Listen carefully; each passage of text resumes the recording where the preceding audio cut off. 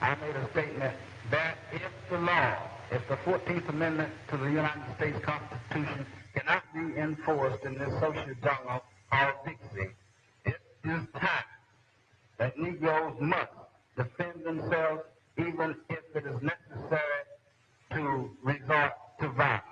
That there is no law here and there is no need to take the white attackers to the courts because they will be freed, and that the federal government is not coming to the aid of people who are oppressed, and it is time for Negro men to stand up and be men, and that if it's necessary for us to die, we must be willing to die. If it's necessary for us to kill, we must be willing to kill.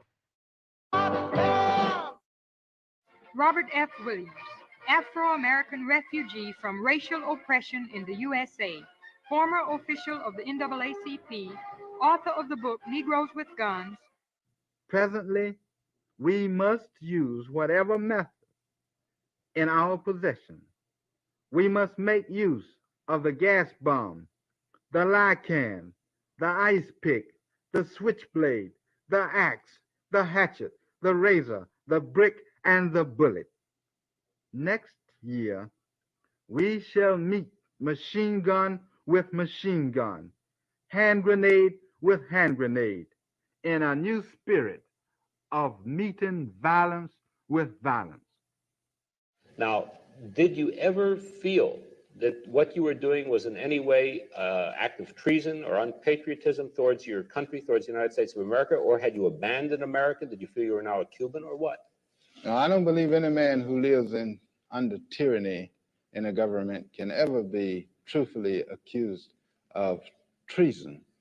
Treason can only come when a man is entitled to the rights and privileges, and he is protected by his government, and then he betrays that government. Then he can be accused of treason.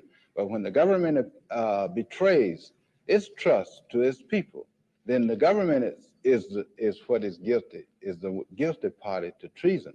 And I consider the government of the United States to have failed the black people in America in protecting the rights of black people and the enforcement of the Constitution.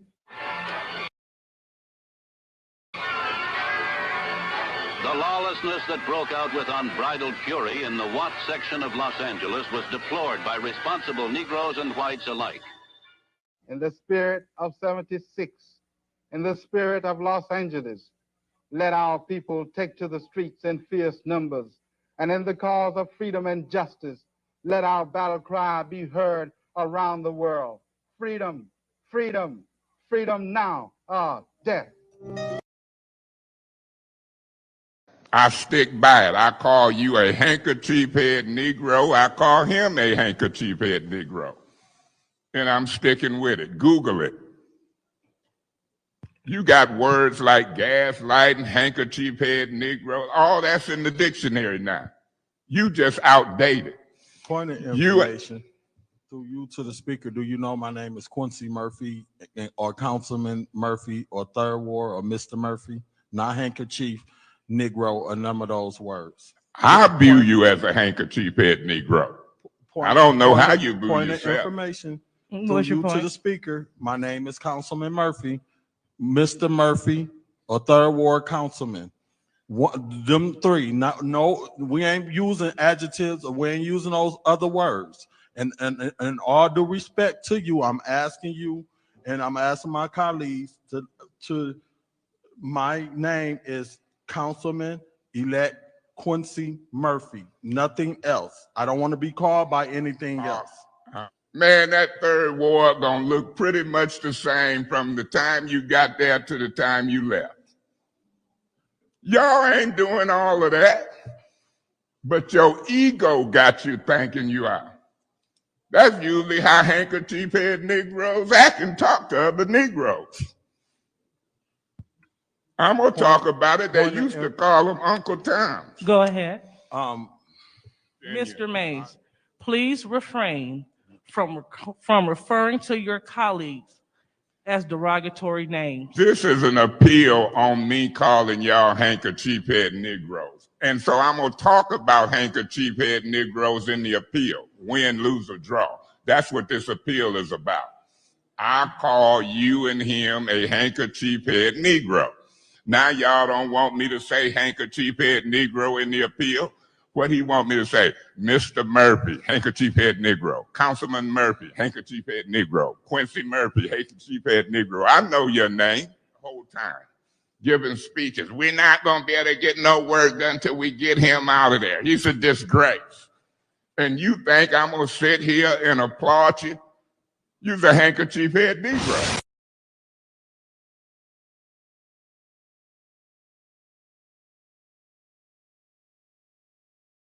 What is good, my people? We are live back again with another live broadcast on the forecast.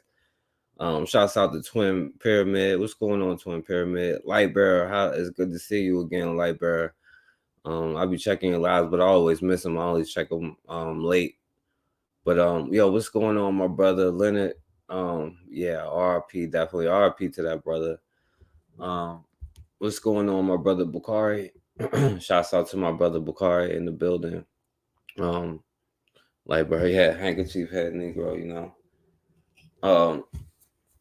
Yeah, man. Yo, what's going on, man? How y'all doing, man? So yeah, like my brother Leonard said, you know, that brother right there just passed away, you know what I'm saying? So I definitely want to say RP to that brother, you know what I'm saying? And let's salute my brother Rashid. Salute my brother. Yeah, what's going on, my brother Leonard? It's been a minute. And Rashid, it's good to see you, my brother, in here. But yeah, man, that man just passed away and stuff like that. So, you know. We have breaking news for you tonight at 11. The city of Flint is mourning the loss of Councilman Eric Mays. We'll take a live look right now where you can actually see a large police presence on the 100 block of Russell Avenue near Martin Luther King in Flint, where Councilman Mays lived. Now, there's no word yet on how he died, but we did hear from Flint Mayor Sheldon Neely tonight, who said, quote, "This is a tremendous loss for our community and a shock to all friends and family." Now, Mays was a third-term councilman, beloved for his bold and courageous service. On behalf of Flint's First Ward, the flag at Flint City Hall will be lowered to half staff and is. Yeah, shouts out to Casidra for sending me this. You know, they don't know how that brother died. He was only like 65, so yeah, I'm not sure how he died, you know. But I guess before we go into it, I'll just play, you know, a little bit of some of the stuff that he was saying just before we go into something else. Because it's also, you know, the brother Robert F. Williams, you know what I'm saying? The brother who got the book, We Will Shoot Back, Negroes with Guns, you know. So I definitely want to shout out to that brother. It's his birthday tomorrow, but I can't come on here tomorrow. But you know, I just want to play a little bit of this, brother, you know, just for RIP. Telling me or chastising me for using a privileged motion? Is you fussing me out for using a privileged motion? Is that what you call yourself doing? What did you just say? What did you say? You're not going to allow me to do what? I mean, you laughing. I'm trying to hear what you're saying. Okay, I think that you can hear me just fine, but for the record, I said I will not allow you to gaslight this community. Gaslight? Yes, sir. I suggest you look it up. We will continue with this appeal. We'll deal with this after the appeal. Watch yourself. As a reminder on the appeal. Because I can use that. Excuse me, Mr. Mays, you are out of order. When you dog me out and interrupt me and tell me I'm a gaslighter, I'm thinking that's some type of arsonist. And when I talk back to you, because I didn't call you no name or use no adjective, but I'm going to look up some. And I'm going to remind you of what you call me sitting in that chair. Yeah, when you talk about me, you talk about folks. Gaslighting. Don't use no more adjectives for me. You can shake your head all you want. You can turn red all you want. Leave me alone. And how dare you talk to me like that? You don't know me. Talking about you gaslight. Who are you to judge me? On me with some adjectives, but you had decorum. When you sit in that seat, you're high to a high level of standards and decorum. I can talk about you till the cows come home. How dare you? You don't know me. You didn't know my daddy, you didn't know my mama, and you don't know me. I don't even hardly talk to you. Point of order. What's your point? Mr. May stated that it's about to get funky in here, and I don't know what he's referring to. Point of information. What's your point? Do you want me to tell you? Gaslighting and adjectives, it's finna get funky in here because I'm finna use a bunch of adjectives. Okay. I'm sitting here burnt to a crisp. And you. All right. Let me see. I'm only gonna play for a minute. Also, just shouts out to the brother. And I'm gonna talk about it. Yeah, respect to him. Yeah, what's going on, Oni? What's going on, brother Oni? Yeah, he said it like it is, you know. They can be mad, they can squirm, they can talk about Councilman Mays. I'm going to fight for 600 to 700 residents. You, I, and Miss Winfrey. And then somebody came, Mr. Murphy, and tried to throw a wrench in the soup. Amen. Let me say this. I appreciate the answers. What's your point? My colleague is giving the public this bad information on me participating in the meeting on Saturday, and he is lying to the public. Oh. That is correct. Okay, Miss Priestley, I disagree with you. That ain't correct. I ain't lying. Now, if you think that's correct, you lying. Here you go, wasn't even there on Saturday. Don't know if he came through a wrench and argued with people. Yeah, we can talk about these white folks. Give him a cookie or something. Now, I know that's been a practice. Give him a cookie or something to calm him down or a treat. My position is this, Reverend, and I got $5,000 to bet Mr. Murphy and his truck for calling me a liar that Kim didn't tell him that on the record. I'm not going to sit up here and let him call me a liar and you condone it. Yeah, he's right. He ain't right. He just one of your votes. That's what Handkerchief head Negro is. Mr. Mays, that is inappropriate. No. Well, you know what a Handkerchief is? Point of order. What's your point? Stop. There go this colleague again using those terminologies to define the colleague, and he is out of order, and he needs to be warned. For your colleagues. Madam Chair, I think it was disrespectful him sitting right next to you calling this 64-year-old man a liar twice. Anytime a person sat and called me a liar twice within 10 or 15 minutes, I'm going to call them all kinds of names. My reputation politically is when they go low, I go lower. Now you want to check him for calling me a liar. You ain't did it yet. But when I call him a handkerchief, yeah, Lord. Mr. Mays, I'm giving you your first warning. I'll take the first one. Ain't gonna appeal it, because my point is made. The record don't show he called me a liar and you sat there and didn't check it. That's the record. We're in the appeal for. I know we're in the appeal and I got 1 minute and 46 seconds. I know the rules better than both of y'all put together. And you're not gonna hinder my freedom of speech. They issued y'all a cease and desist letter to stop infringing on my freedom of speech rights. All right.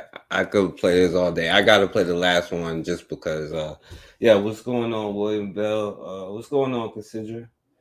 So, yeah, they had something to do with that brother going out. You know, it's possible, you know. I stick by it. I call you a handkerchief head Negro. I call him a handkerchief head Negro. And I'm sticking with it. Google it. You got words like gaslighting, handkerchief head Negro. All that's in the dictionary now. You just outdated. Point of information. Through you to the speaker, do you know my name is Quincy Murphy or Councilman Murphy or Third Ward or Mr. Murphy? Not handkerchief, Negro, a number of those words. I view you as a handkerchief head Negro.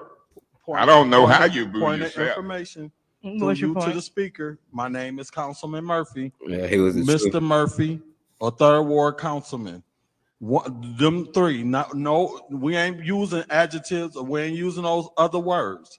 And all due respect to you, I'm asking you, and I'm asking my colleagues to my name is Councilman-elect Quincy Murphy. Nothing else. I don't want to be called by anything else.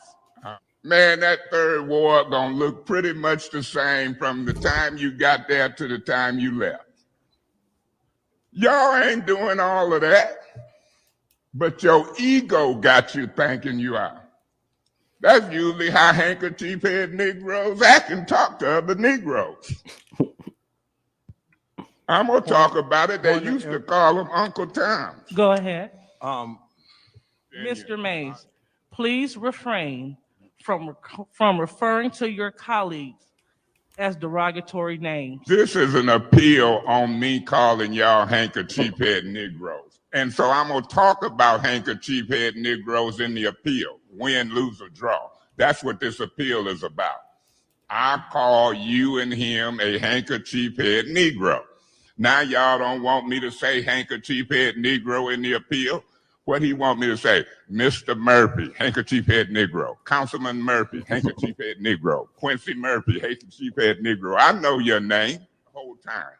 Giving speeches. We're not going to be able to get no work done until we get him out of there. He's a disgrace. And you think I'm going to sit here and applaud you? You're a handkerchief head Negro. Right, use a handkerchief head Negro if you think that's what it's gonna be. Yeah, man. So, the question is, and they was like, yeah, we ain't gonna get him out of here until we ain't gonna get no work done until he's out of here. And he was saying he was 64 then, and he's 65 now. So, I don't know what happened to the brother. You know what I'm saying? But I do want to say first and foremost, RIP to that brother. You know what I'm saying? I'm glad hopefully more people won't bite their tongue and, call the handkerchief head Negroes out when they have to in real life, you know what I'm saying? In public, All right, so it's also tomorrow, like I said, the brother Robert F. Williams' birthday tomorrow. All right, he was born in 1925 in North Carolina. And I don't know if a lot of y'all have heard of the brother, but he's most famous for his book, Negroes with Guns, you know what I'm saying, and the statement of, we will shoot back. So, I definitely want to just shout out to this brother, let me see. Because there's not much on him and stuff like that. And so he advocated for self-defense and all of that. And his text was influential to a lot of armed resistant movements. So he had applied to the National Rifle Association, but and he called it the Black Armed Guard, which was made up of 50 to 60 men, including some veterans. Their goal was to defend the local Black community from attacks, a similar goal of that of the Deacons of Defense, who established chapters in Louisiana, Mississippi, and Alabama.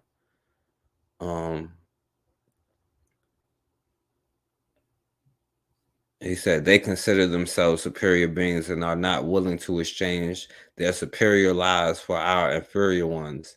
They are most vicious and violent when they can practice violence with impunity. It has always been an accepted right of Americans, as the history of our Western states proves, that where the law is unable or unwilling to enforce order, that the citizens can and must act in self-defense against lawless violence. And what changed his mind, because he was with the NAACP and on that, non-violent stuff, and like, oh, we'll just fight it through court. So, this white dude pushed his sister down the stairs, and he was like, well, we'll get justice in there. And when they didn't get no justice, he was pretty much fed up, And let me see. Oh yeah, this back then. Militant Robert Williams voluntarily returned from self-exile today and immediately was arrested as a fugitive. Americans that America is. The reality is that America is not God. America is not the end of the earth, and it doesn't matter what the Americans think. In the final analysis, the truth will come out.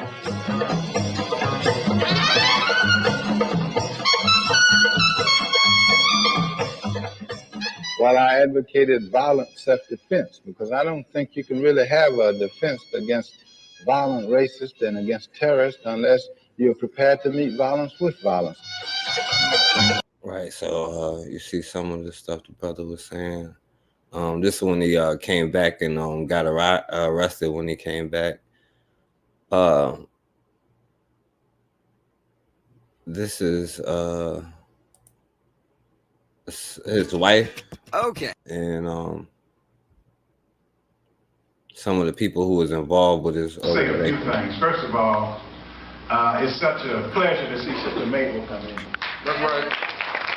I really want her to understand just how much she means to us. Yeah.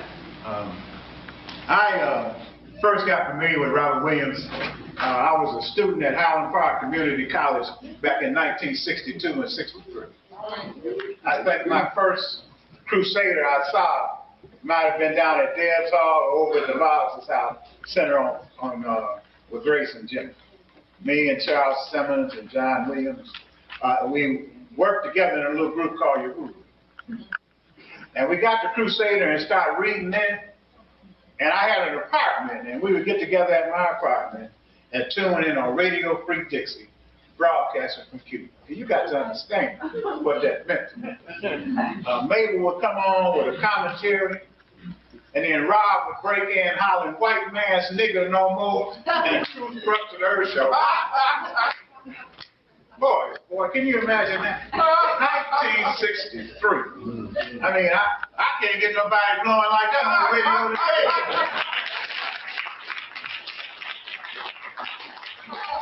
So I'm just trying to give you a feeling of what Rob meant to the movement. We got an opportunity to go to Cuba in 1964, and Charles went with me. Charles Simmons here with us today.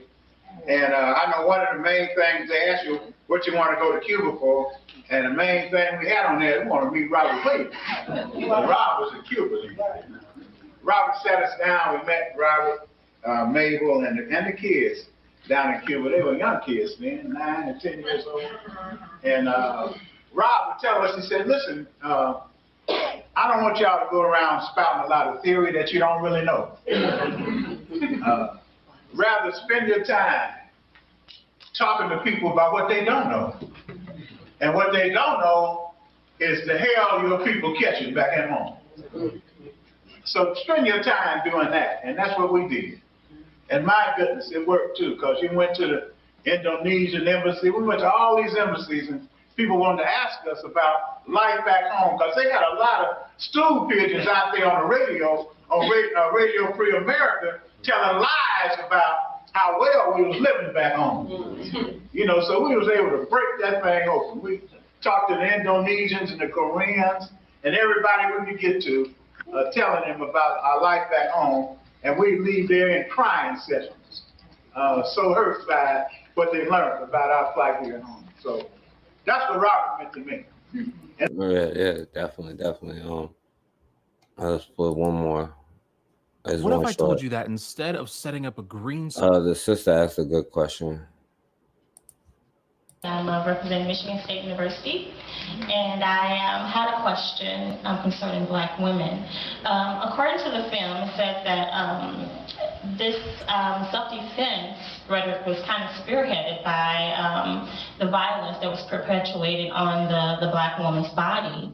And I want to know, can you tell me how did Black women encourage or discourage the ideas of carrying arms? And also, can you speak to the linkage of the self-defense ideas of the 60s and 70s to the Renisha McBride case?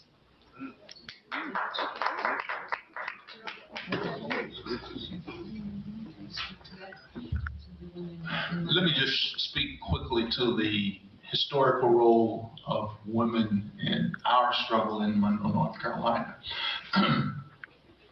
Many people who supported that local branch of the NAACP, which was a radical branch that was made up of working class people as opposed to the Black bourgeoisie per se,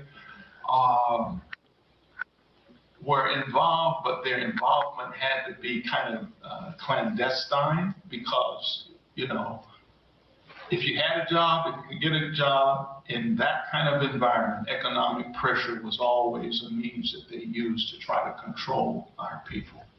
And so many times the women played critical roles in terms of intelligence gathering, in terms of the networking, because when there was a call to meet at a particular location to defend a member of the guard, the women were usually the ones who were doing the calling and making the connections while the men were actually out in the fields and headed to whatever location they needed to be at. So women were very, very active. And that some of those brothers going out there to handle business in our own communities, and sisters helping to organize to do that, you know. So shouts out to this brother Robert F. Williams, you know what I'm saying? I think everybody should definitely get his book, Negros with Guns, you know. It came to the realization that there's only one answer, you know what I mean? So shouts out to this brother, and it's his birthday tomorrow, so I guess y'all could do that, you know. All right, y'all, check this out, right? I want to show you something else. All right, now this is something else, right? Now, Louisiana, they said that they're going to release a bunch of non-violent offenders, quote unquote, which quote unquote saves the state $100 million. But we already understand, how this works. So, I don't know, right? But I want to show you this though, right? Now I know y'all probably seen this, right? This was pretty funny. I'm not gonna lie. I'm sorry. It was just funny to me. But I know y'all seen, y'all boy Trump and stuff like that. I'm not gonna lie. This was pretty funny when he was talking about black voters. Tonight, former speaker at the Black Conservative Federation's Honors Gala. News 19's Nate Stanley was there this evening. He has more on the event. We have a big deal tomorrow, and it's so important that everybody get out and vote because we want to win by big margins because the big day is November 5th. It was the message from former President Donald Trump Friday night as he took the stand at the Black Conservative Federation's Honors Gala. Friday's speech happened just hours before polls opened in the South Carolina Republican primary. Country, we're going to make America great again for everybody, but we're going to make America great again also, and I'm not sure I can say necessarily again in this case, for African Americans. We're going to make America great for all of our country. Somebody must have told him, well, that line don't work. They're just going to say, when was it great for us? He was like, well, let me switch it up a little bit. Everybody, but we're going to make America great again also. And I'm not sure I can say necessarily again in this case, for African Americans. We're going to make America great for all of our country. In 2016, Trump won South Carolina's primary with 32% of the vote on his way to the White House. According to USC's political science professor Chase Myers. Now the question is you going to be a Negro with guns, or is you going to be a handkerchief head Negro? You know what I'm saying? That's how you want. Role in deciding who will be on the November ballot. South Carolina traditionally picks the Republican nominee. Again, going back to the 1980s, the Republican primary in South Carolina has chosen the eventual nominee in every election except for 2012 when Newt Gingrich beat Mitt Romney. With eyes on South Carolina, attendees of the gala tell News 19 they hope voters will be paying attention. Refreshing to see a lot of black Republicans come together. Of course, I'm in the atmosphere most of the time. Of course, we're all Americans, but I'm predominantly around a lot of white conservatives, which is great. Love them. He said, I'm around predominantly a lot of white conservatives, but never been around so many Negroes in my life. Around a lot of white conservatives, which is great. Love them. But it's good to see like-minded folks, the same skin color, and it's not about skin color to me. Well, what I'm hoping to actually is that it just continues to build the momentum that is necessary for us to make America great again. I hope that some people here will be persuaded that if they don't support him, they'll realize that he's the best candidate. Yeah, so but yeah, just listen to some of the stuff. Let me see. I'm being indicted for you the black population. I am being indicted for a lot of different groups. Yeah, that's real. Donald got indicted. Here, play this clip. And then I got indicted a second time, and a third time, and a fourth time. And a lot of people said that that's why the black people like me, because they have been hurt so badly and discriminated against. And they actually viewed me as I'm being discriminated against. It's been pretty amazing. But Yeah, that's actually not AI. That's the black people are so much on my side now because they, I think that's why the black people are so much on my side now, because they see what's happening to me happens to them. Does that make sense? Not really. I've heard that. When I did the mugshot in Atlanta, you know, that mugshot is number one. Elvis Presley's number two, and Frank Sinatra's. They had Frank Sinatra for fighting, and they had Elvis for, I don't know, something in a gas station. He tried to hold up a gas station. I don't know, something. Elvis. So Elvis is number two, but he was always number one. The mugshot, we've all seen the mugshot. And you know who embraced it more than anybody else? The black population. It's incredible. You see black people walking around with my mugshot. You know, they do shirts and they sell them for $19 a piece. Yeah, I seen Bukhari walking around with the Donald Trump mugshot shirt on. He telling the truth. How much they selling for?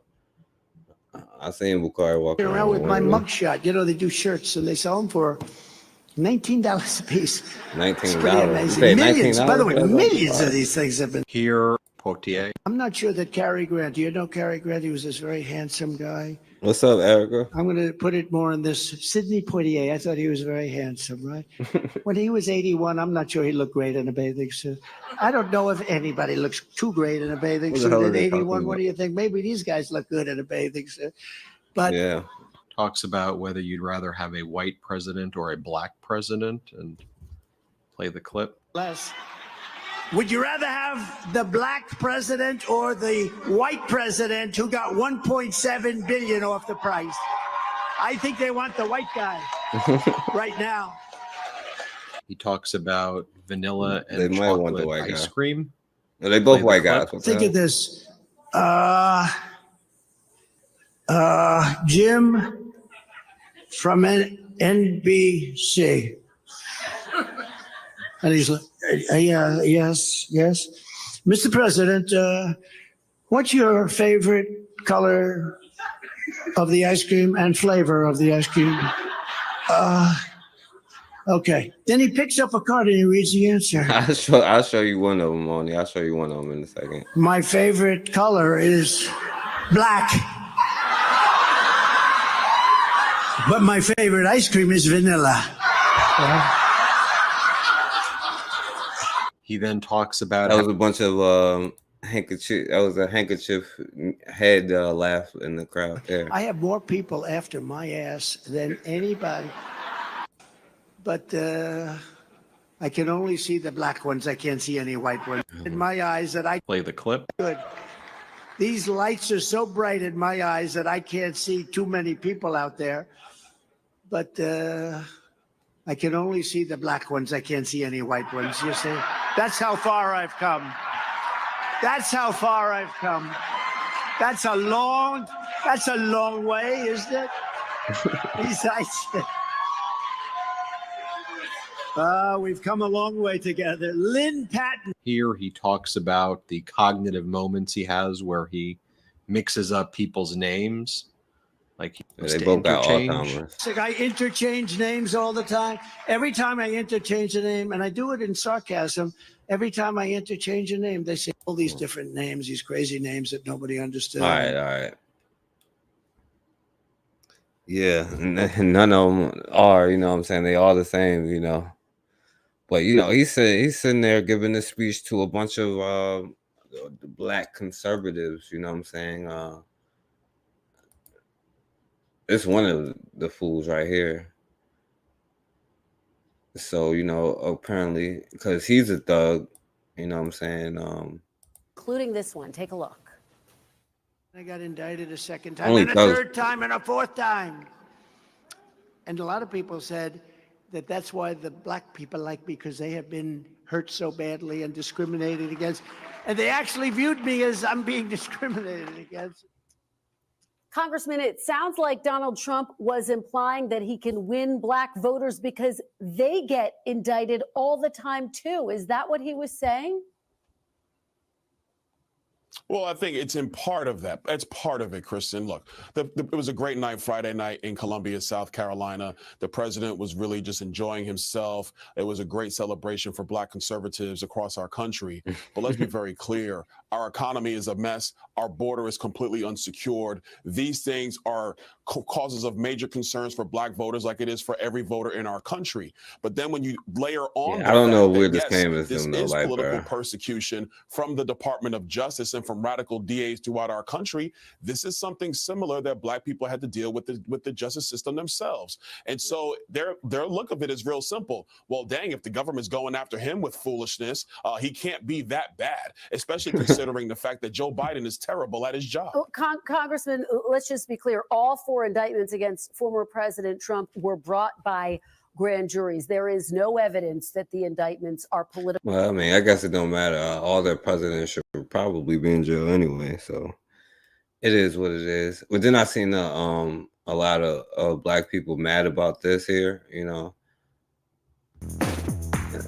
And I know Bakari got the Trump prison shirt on, and then he got the sneakers and stuff on, but like, you know, it just shows how dumb they are. Like people like yo, this is an insult to us. No, it's like, or trying to say how stupid we are. No, it's like really how stupid they are. Like they believe in this nonsense and buy into this stupid Very stuff, interesting. you know? As you, It's like it's not not us. They are the dumb ones, you know what I'm saying? Like they, you know what I'm saying? It's not it's just showing how stupid they are. You feel me? It's like nothing to be like offended by. They're just dumb as hell, you know?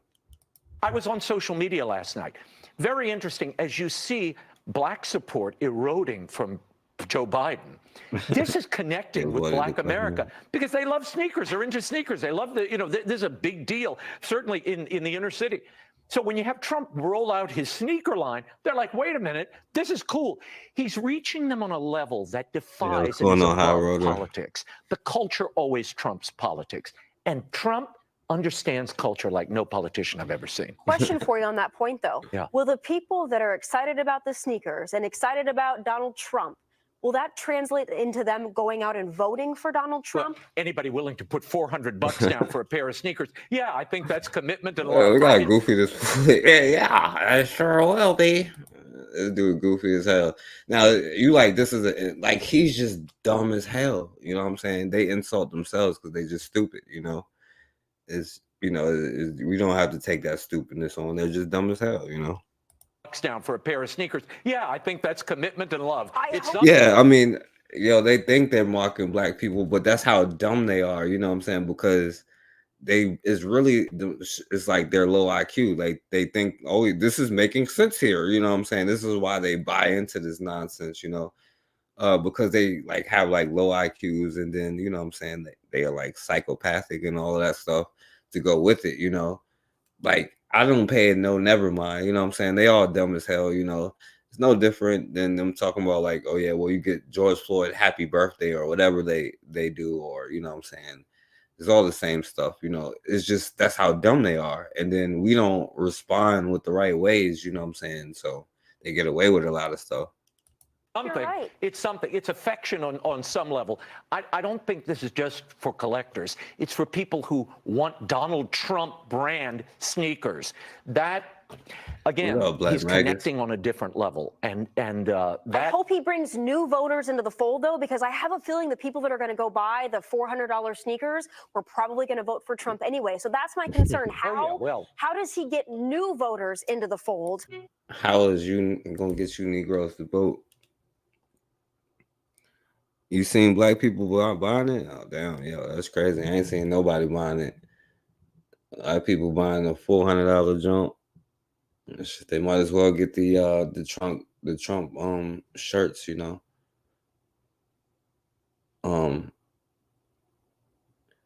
But yo, I want you to see something that was funny, right? Now this dude is one of them that probably would have been there, right? This is his name, Chaotic the Truth or something. But like this says, he realizes, well, I don't know if he realizing or whatever. He might just like the the coon chip may be wearing off or something on his brother. I don't know, but he was like, yo, he finally see who these the Republicans that at the convention that they're around, like the dude was just talking about. I did a show. I was talking about that white bitch yesterday, Ruby Frank, bitch, 60 years in prison, beat the fuck out of her kids. No whites other than the mechanic. Nobody, and this has happened before, over and over. No Hispanics called in. Angel didn't call in to talk about her. But let me talk about Tiffany Henyard out of Dalton. Everybody, black, white, everybody wants to come curb stomp the black bitch. What do you think about that, sir? Am I in the wrong for calling this out? Go ahead, sir. Our Republican circle. Now, anyways, let's jump back into the video. Nah, man, I feel you though. It's about damn time you regulate this shit, bro, man. I mean, you know, it's about damn time you regulate this shit because it's not cool. But here's the problem. I know you're just being honest about the things that you feel, and you do spread it across. You spread it across everybody. But the thing is, a lot of these weak ass. Now the question is, can you be a handkerchief head Negro and then come back to be a Negro with you know what I'm saying, a Robert F. Williams brother, a Negro with guns, you know? But the thing is, a lot of these weak ass people, they probably got beat up by black people growing up. A black dude probably took their girlfriend, you know, and then this is the chance for them to I don't even think 90% of these hunkies even lived. I don't even think they even interacted with blacks. That's what I really believe. But go ahead, I'm gonna let you finish it. Go ahead. Yeah, but there's some type of something there where they want to talk cash shit about black people and not suffer any consequences. I mean, this is the internet, and you know, so they're kind of following a little bit of your lead, and they're running with it. You know what I'm saying? And I appreciate you checking that for real. I mean, all right, many people will call in the curb stump the Chinese. Ain't a goddamn yesterday Music Life. I would have thought that so many people would call in the curb stump the Chinese. Ain't a goddamn hunky called in. Ain't a goddamn Hispanic. Ain't a goddamn, pretty much nobody called in. But if I had been talking about some nigga bitch, oh, everybody would call in. Yeah, that black bitch. Yeah, I dealt with a black woman the other day. That's why I'm saying it's deeper than that now. It's that you guys have this implicit bias, or this, I don't know, deep down hatred about black people, and I'm calling it out now. Go ahead. Yeah. Oh, now you're calling it out. Damn, man, like, where are the whites at? Where are all the whites at in the chat when I'm going in on a white or this, that, and the other? And the thing is that they don't want to talk about whites. Hispanics don't want to talk about Hispanics. Everybody wants. He's saying only handkerchief head Negroes talk about all the Negroes, because that's, like you said, that's usually how handkerchief head Negroes think and act, saying N-word B, you know what I'm saying, instead of a cracker bitch, you know what I'm saying? And the thing is that they don't want to talk about whites. Hispanics don't want to talk about Hispanics. Everybody wants to hone in on blacks. And the tragedy of it is a lot of black people in America are curb stomping every other ethnic group in terms of financials, living conditions, etc. Man, I mean, let's be honest. A lot of whites are live in the rural parts of America. You got a lot of blacks, man, who live in gated goddamn communities or nice cul-de-sacs or nice old neighborhoods. Yeah, he definitely a clown. That's why I never showed him before, because he'd be on there, cloning it up. But he's one of those that would have been at that that MAGA thing, you know what I'm saying? But you know, that's why I'm playing it, because maybe Trump taught him something about his brethren or whatever. And I'm like, I don't know what kind of blacks you probably have watched too many Precious movies. You know, I don't know any Precious. I don't know those blacks. The black people that I know are like the Cosbys. To be honest, To be honest with you, you know, the black people I know are the black people that I know. There you go, Bakari. He said the black people he know, the Haitians and the Nigerians he know, it's like the Cosbys. Oh yeah, he do whatever for attention, but he's gonna mess up his scam. I know you don't like to think that there's a scam that they do, you know what I'm saying? But I just thought it was pretty funny, you know what I'm saying? Because he's gonna mess his whole scam career up now. The black people that I know are all the kids in different worlds. Now all right, so yeah, his whole scam career is done, you know. But anyway, You know, speaking of like Trump and like, I guess this is what they mean by like the black voters. All right, because Ever seen this much chocolate leading the city of New York? And then go down the line. Look who's here. This is representative of the city. That's why people are hating on me. Wow. All right, Harold. You know, when I was reading this line, have you ever seen this much chocolate leading the city of New York? I mean, I didn't know whether that was offensive. Is that offensive? let's ask the resident black guy here. To the people he was referencing? I think he was trying to say that. No, they said he is the black representative on Fox News here. So this must be that African Americans that Trump was talking about. I don't know. There's a vast amount of African American leadership. Well, he's articulate. Why do you call him chocolate? I guess technically this white boy can say something about him because whatever y'all say, I don't know about this dude is. I can't say this dude is black. You know, I'm sorry. Well, he's articulate. Why do you call him chocolate? He might not have had him enough time. He might have been trying to convince him. Look, I would have said it differently. I think it's a compliment. Yeah, I don't think anybody in the room was offended. Yeah, no one in the room was offended. Harold, you're like my Cadbury egg. He's my Snickers. My peppermint patty, an Oreo. That's it. All right, that's enough there. Okay. You call me an Oreo? Yeah. She called that food. So apparently he a handkerchief head Negro or Oreo. Yeah. Okay. Next. Black on the Okay. Do you like the fact that he compared himself to Snickers Jesus? better. All right. Anyway. Now I also thought this was funny as hell, right? I don't know if y'all saw this, right? But your boy Charles Barkley was talking to the other one over there, Nikki Haley, about this being a racist country. Now I'm like, yo, when the hell did Charles Barkley and Gayle King get a damn talk show? Like, what kind of handkerchief head stuff is this? You know what I'm saying? Now we know that Charles Barkley's been saying like, oh yeah, this ain't right, but that's the funny thing, like, because now when does all this racism come in? Because like what they were saying about Trump, like, oh yeah, well, we know how it feels to be discriminated. I thought they said that none of that is true and we making all that up. So now we know how it feels. Governor, Anyway. I'm dying to vote for you. I mean that sincerely. I want to give all my energy and all my heart behind your campaign, but I was upset when you made the reference that you didn't think America had racism. And my question is, I was disappointed, number one, obviously, but I want to give you a chance. Did you say that because you felt like you needed to say that to the audience? Because I can say, I'm dying to vote for you, and that hurt me. So I would love for you to clarify. That's the thing that hurt Charles Barkley, her saying it ain't a racist country. That was the thing that stopped Charles Barkley from voting. Maybe he turned into a Negro with guns, you know what I'm saying? Maybe he did get the Booker T. Washington Award. I don't know. Please. So first of all, I never said that there was not racism in America. There absolutely is racism in America. I said that America was not a racist country.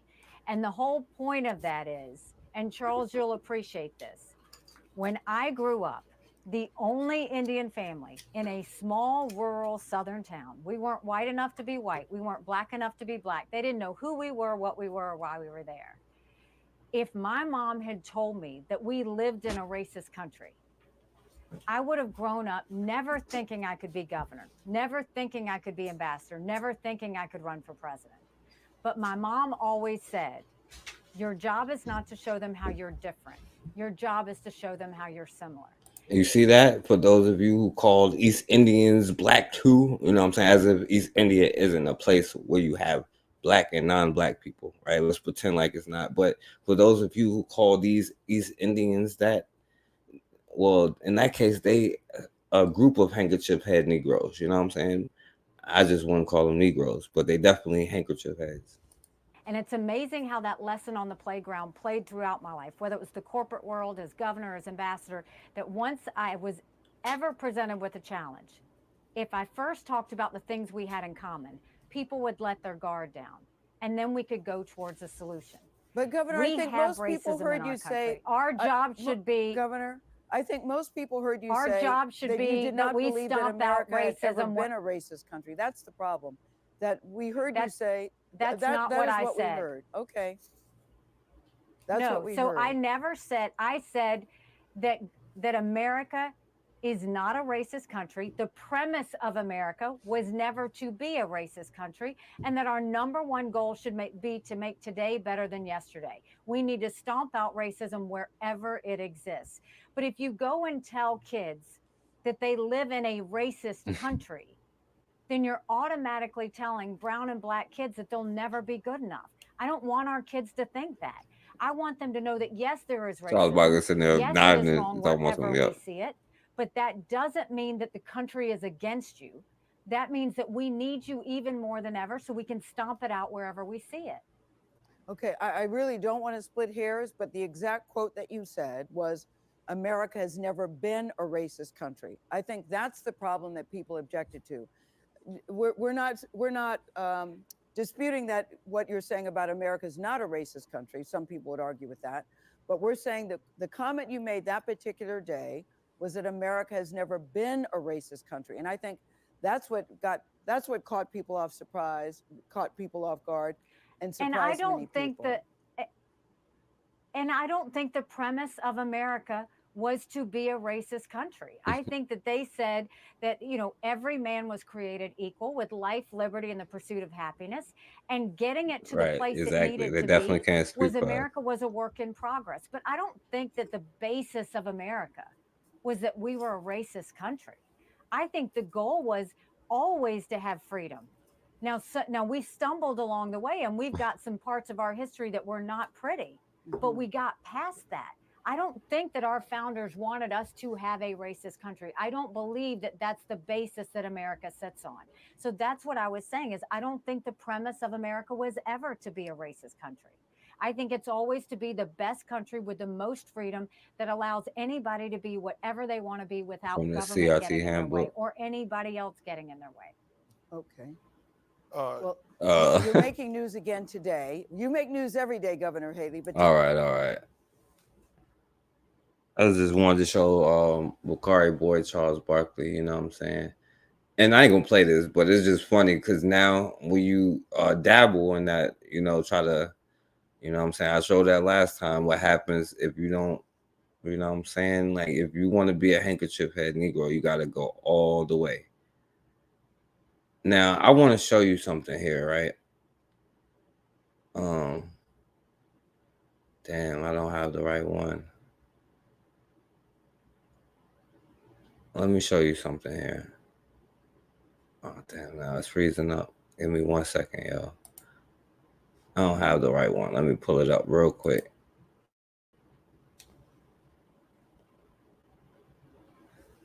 Yeah, they already know. But that's what happens when you escape one plantation for another because, they all two sides of the same thing. They're all the same thing. They're all white nationalists. Even John Brown was a white nationalist, you know what I'm saying? And this is the thing that we have to remember, Now, I don't want to play this dude video, but he's the only one that I saw it on. So I'm only going to show you a little bit just so I ain't got to explain it. I want to show you what this girl is doing, but then I want to show it to you. All right, hold on. Let me bring it up.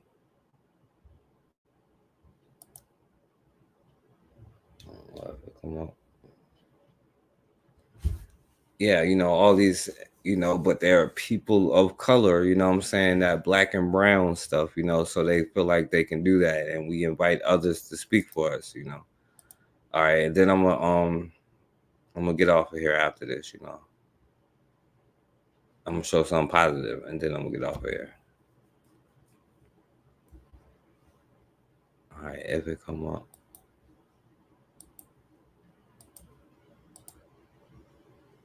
right, here it go.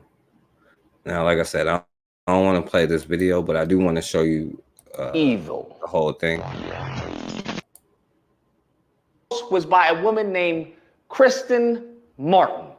That's the woman's name, Kristen Martin, because she tried to change her name after she got exposed. Now, let me tell you what happened. I started reading it, and she's saying, hey, that her cousin, how do I put this, was taken advantage of, all right, firstly, was then given illegal substance. He's saying Gayle King and Charles Barkley said no, they're not. Substances, okay, forcefully, and then was disposed of, if you get my drift. That's what she claimed that this individual did. And that, here's the kicker. Y'all ready for this one? And that this black man walked on probation. Huh? Girl, that's what you want to tell me? And then walked on probation? That's what you want me to believe? Okay, sure, fam. Sure, absolutely. Sure enough, there was a black woman who did her due diligence. Oh, thank the Lord. And she posted links, and I'll go and read the links because there were excerpts from the story.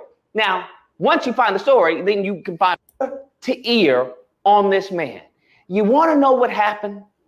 Her little cousin got together, hooked up with this guy at a casino. That's correct. Let me just say this. No signs of injury or force. None. Okay? None. In the video of them walking out the casino, no signs of injury, no signs of coercion. Listen to me. There is actual video that is out that they had that contradicts her lies that she put on Twitter. Her lies, bold-faced lies.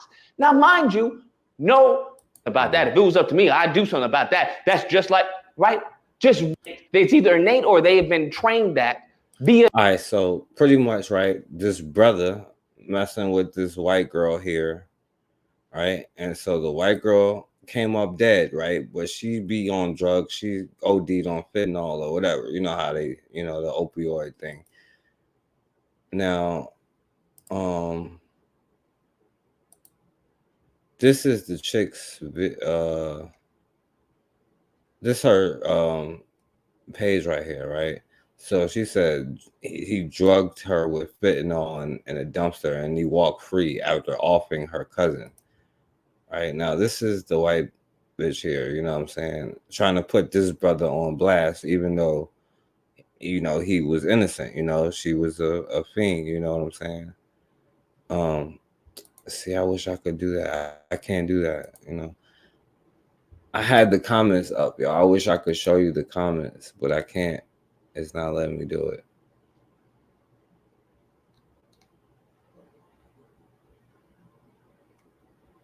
Let me see. Yeah, it's not letting me bring it up.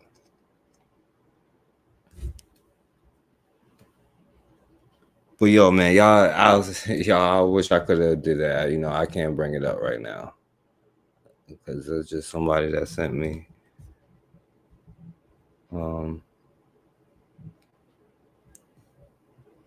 But it said,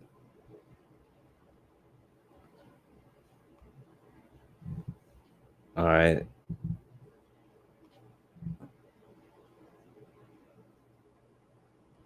Now they on here talking about,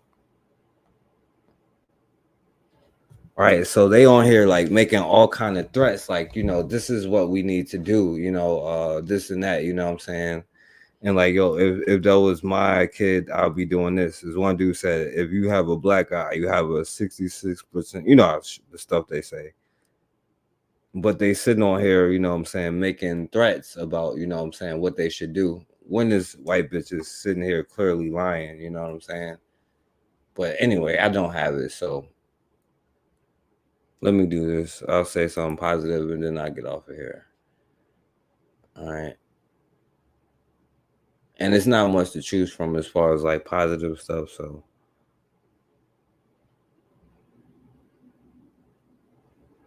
All right, hopefully it come up. So I don't know if this is positive or not, but the CDC said they pledging $5 million in scholarships for the descendants of the Tuskegee experiment. CDC has a $5 million scholarship for Tuskegee Airmen descendants. The Center for Disease Control and Prevention Foundation has announced a new scholarship program for the descendants of the infamous federal Tuskegee Airmen experiment. In this appalling study, hundreds of Black men were left untreated for syphilis for decades. The foundation launched the Voices Today. Yeah, that's what everybody's saying, that he killed her, and you know what I'm saying, he walked because she OD'd, you know what I'm saying, you know how they be, you know, drug addicts, and walked and he got off with it, but she's saying, oh, he got away with it and all of this. Yeah, that's not gonna happen, but she's trying to make a push to get that brother locked up, you know what I'm saying, you know how they do. For Change Tomorrow scholarship for the victims' relatives on February the 7th. According to the CDC archives, that's where that picture comes from. Now, the CDC Foundation, which describes itself as an independent nonprofit and the sole entity created by Congress to mobilize philanthropic and private sector resources to support the Centers for Disease Control and Prevention's critical health protection work, aims to raise $5 million for the Voices for Our Father's Legacy Foundation, created by descendants in 2014. The plan is to provide $100,000 in scholarship annually. The effort follows a financial commitment from the Milbank Memorial Fund in 2022. That's according to Atlanta Black Star. Let me stop right now and just get your voice in on it. All right. So you see that, and then this one. All right. Godsmack.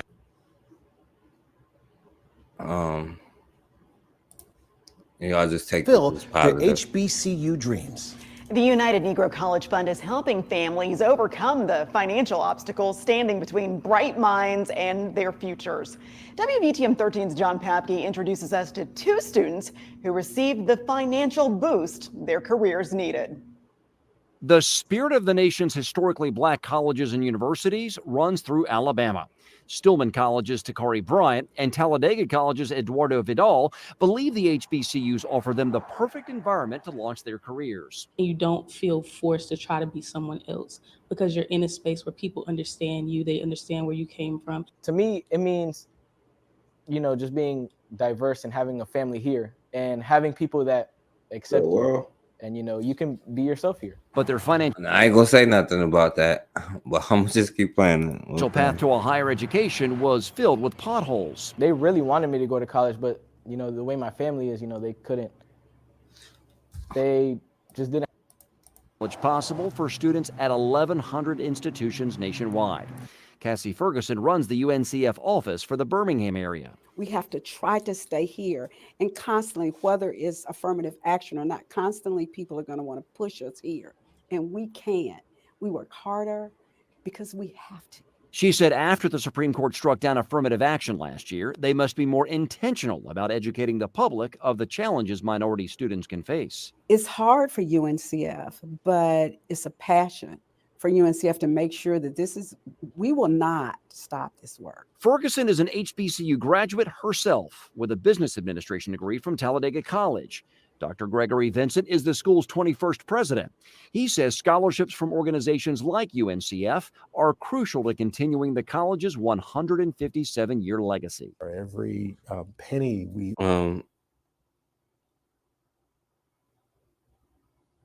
Yeah, I agree with you. She didn't want to admit that she was, you know what I'm saying, a meth head whore, you know, that just OD'd, you know what I'm saying, just out there living that fast life, you know how they do, you know. But anyway, it's hard to find something positive, you know, but we was just talking about that yesterday on Cathedral Live about supporting the people who have their own institutions, their own schools. So if you don't think that whatever institution, that's why it's important for you to be funding those institutions. And there's plenty of people that have Black schools from teaching young children to college level. So if we do want to make a change, now don't get it twisted, I do think your voice should be important and your voice should be heard and your concerns should be heard, and don't just blindly, you know what I'm saying, whatever.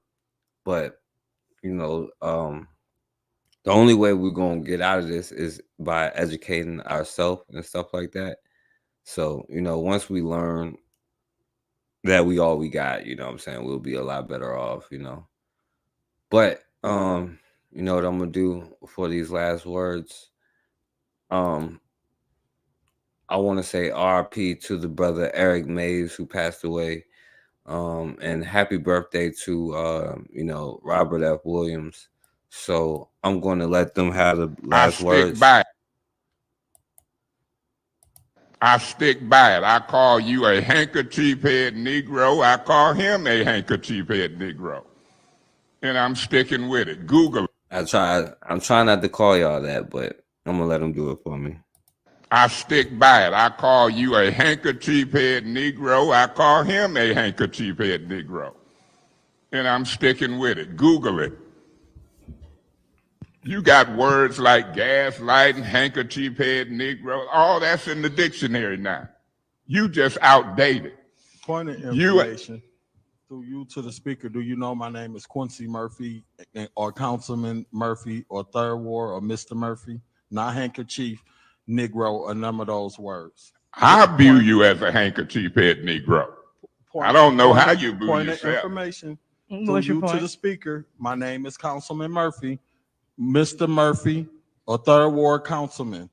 Them three. No, we ain't using adjectives or we ain't using those other words. And all due respect to you, I'm asking you, and I'm asking my colleagues to my name is Councilman-elect Quincy Murphy. Nothing else. I don't want to be called by anything else. Man, that Third Ward gonna look pretty much the same from the time you got there to the time you left. Y'all ain't doing all of that, but your ego got you thinking you are. That's usually how handkerchief head Negroes act and talk to other Negroes. I'm gonna talk about it. They used to call him Uncle Tom. Go ahead. Mr. Mays, please refrain from referring to your colleagues as derogatory names. This is an appeal on me calling y'all handkerchief head Negroes. And so I'm gonna talk about handkerchief head Negroes in the appeal, win, lose, or draw. That's what this appeal is about. I call you and him a handkerchief head Negro.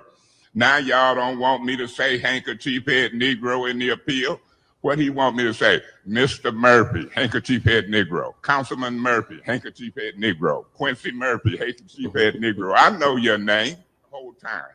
Giving speeches. We're not going to be able to get no work done until we get him out of there. He's a disgrace. And you think I'm going to sit here and applaud you?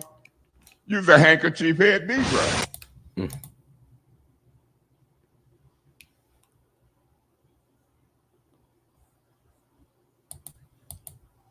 I made a statement that if the law, if the 14th Amendment to the United States Constitution cannot be enforced in this social jungle called Dixie, it is time that Negroes must defend themselves even if it is necessary to resort to violence.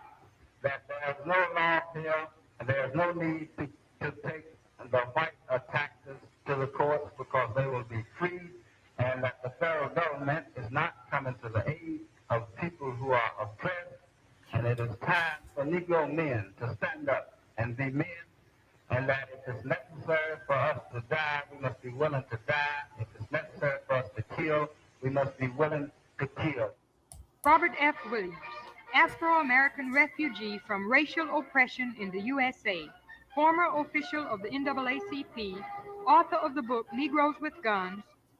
Presently, we must use whatever method in our possession. We must make use of the gas bomb, the lycan, the ice pick, the switchblade, the axe, the hatchet, the razor, the brick, and the bullet.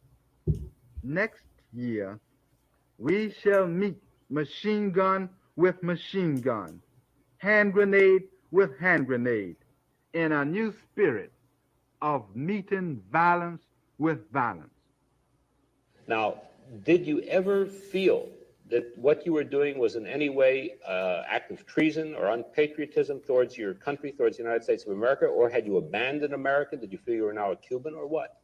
Now, I don't believe any man who lives under tyranny in a government can ever be truthfully accused of treason. Treason can only come when a man is entitled to the rights and privileges and he is protected by his government, and then he betrays that government. Then he can be accused of treason. But when the government betrays its trust to its people, then the government is what is guilty, is the guilty party to treason. And I consider the government of the United States to have failed the black people in America in protecting the rights of black people and the enforcement of the Constitution. The lawlessness that broke out with unbridled fury in the Watts section of Los Angeles was deplored by responsible Negroes and whites alike. In the spirit of 76, in the spirit of Los Angeles, let our people take to the streets in fierce numbers. And in the cause of freedom and justice, let our battle cry be heard around the world. Freedom, freedom, freedom now or death. Yeah, man. Yeah, definitely. Yeah. He kept it 100. Shouts out to RP to Eric Mays, you know. Shouts out to Robert F. Williams. Appreciate you for coming through. Consider y'all subscribe to Consider channel. We're gonna be back next week. Wednesday, I'll be back more serious. We'll talk about business. We're gonna be back with the next business you know, series with me and Considra, you know what I'm saying? And y'all definitely welcome to be a part of it. High Roader, yo, it's been a minute. Yo, appreciate you for coming through. Shouts out to you. Shouts out to Bukari. Y'all subscribe to Bukari channel. He went live earlier. And he be going live with the elder brother. Shouts out to Erica in the building, y'all. Y'all definitely give a shout out to Erica in the building. Salute to my brother Rashid. Shout out to my brother Rashid. Shouts out to my brother Black Magus. Shouts out to Lightbearer. Y'all can definitely subscribe to Lightbearer channel. Shouts out to Oni. He was live earlier today too. Y'all subscribe to him. William, my brother William Bell. Shouts out to my brother William Bell. Appreciate you coming through and coming through yesterday on Consider Live. My brother Leonard, shouts out to him. And Twin Pyramid, shouts out to Matron and everybody. Y'all subscribe to Matron. I think she's gonna be live tomorrow. And I guess the question is you gonna be a Negro with guns or a handkerchief head Negro? You know what I'm saying? I guess that's the question we gotta answer. I'm not no handkerchief head Negro though, but as always, man, we have got to start standing for something, or we're gonna keep falling for anything.